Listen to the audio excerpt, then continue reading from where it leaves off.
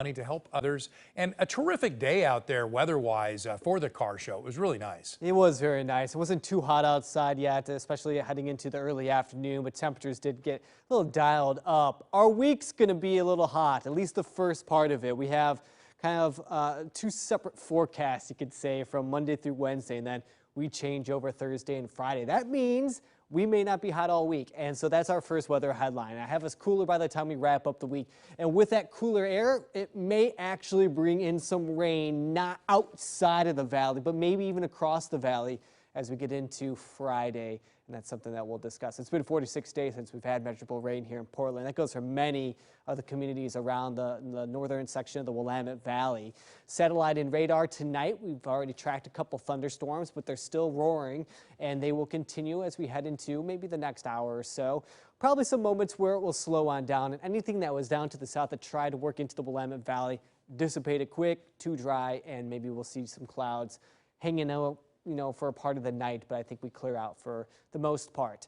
All right, that southerly flow, you can see the track of those thunderstorms. It continues, and so any of the wildfire smoke that we continue to see develop over the next couple of days is going to go from the south to the north. Not a major shift in the wind till probably about Thursday, Wednesday into Thursday, and that will probably start ushering that smoke again to the east. So the next couple of days, we're going to stay nice and hot. We still have that monsoon moisture. That's where we're seeing that moisture come from for those thunderstorms. Smoke is still part of the forecast, and then thunderstorms right here.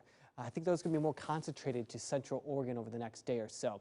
In fact, we actually have a marginal risk for thunderstorm activity tomorrow. We may see more lightning, some downpours, but also on top of it, some very gusty conditions. That's an update to earlier with the Storm Prediction Center there putting out a marginal risk now. All right, futurecast, I'll show you those thunderstorms. We get into tomorrow afternoon, you can see that cluster really develop in the early afternoon into the evening hours, and then it falls apart after sunset. It probably won't extend into the overnight for that system there. We get into Tuesday, just some clouds. Wednesday is probably going to be about the same, still very warm, still a lot of energy.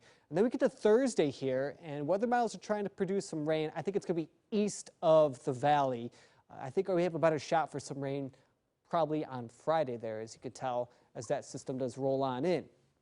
Okay, that falls apart by the time we get to Saturday, and at that point in time, it looks like we're not going to see too much going on. All right, so the weather pattern here, we have this large ridge that's keeping us warm. I mean, this weekend, although we had the cloud coverage on Saturday, a lot of surrounding areas still warmed up, and today, very close, but many down to the south in the 90s to about 100. So as long as this ridge is here, there's plenty of heat. It sticks around as we go for the first couple of days, and then we get into Wednesday and Thursday, and we're watching this system move on in, and that's going to be the change, and that's going to be the cooler air. All right, 7-day forecast here. I have 92 on Monday, 93 on Tuesday, 93 on Wednesday. Wayne, we finally cool down on Thursday, and we're keeping our fingers crossed for rain on Friday. Let's hope so. All right.